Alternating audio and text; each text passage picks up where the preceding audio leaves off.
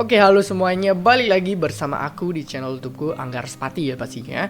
So, jadi di video kali ini aku nggak main game dulu guys. Aku bakalan ngasih tips, bukan tips sih, trik gimana caranya membuka settingan H265, settingan encoder H265 pada saat kalian live streaming di YouTube ataupun di TikTok menggunakan software OBS Studio atau Streamlabs guys.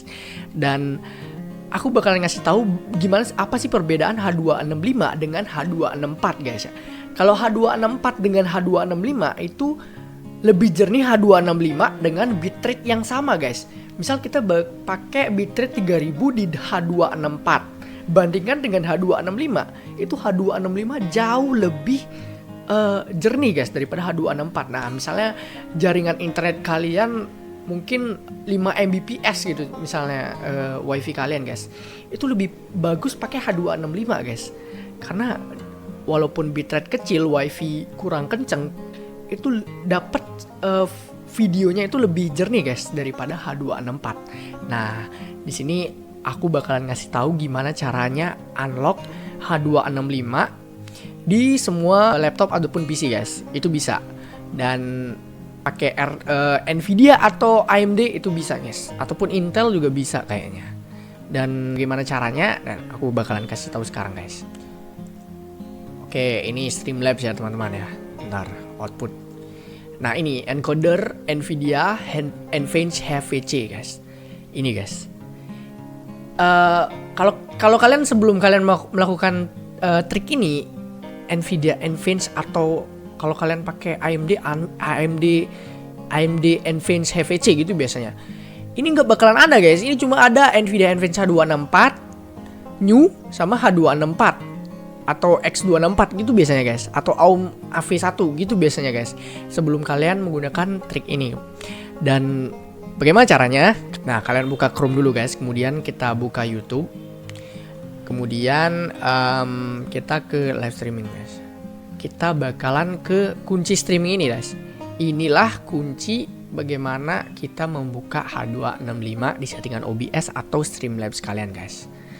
Kemudian kita ke buat kunci streaming baru, kita sesuaiin namanya H265 gitu biasanya guys. Misalnya, kemudian distribusinya terserah kalian ya. Nah, ini protokol streaming. Ini yang membuat settingan HVC kalian itu terbuka guys.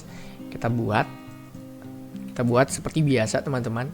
Kalau biasanya kan kalian pakai yang RTMP yang ini ya, default stream key, itu nggak bakalan keluar guys settingannya guys. Makanya kita pakai ini, kemudian kita salin dulu guys, salin kunci streamingnya, kemudian ke sini ke stream.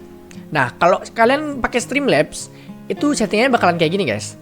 Kita pakai settingan stream key dulu guys. Kemudian kita scroll dulu. Nah, ini klik ini guys, stream to custom Ingress. Nah, ini nih. Terus kita pakai streaming service. Kemudian kita pakai YouTube HLS ini guys. Ini yang bakalan membuka H265. Kemudian stream key kita paste di sini di stream key-nya, done. Dan biasanya langsung keluar guys settingan output Nvidia Advanced HVC ini. Aku udah nyobain tadi, makanya dari awal udah kelihatan guys gininya settingannya.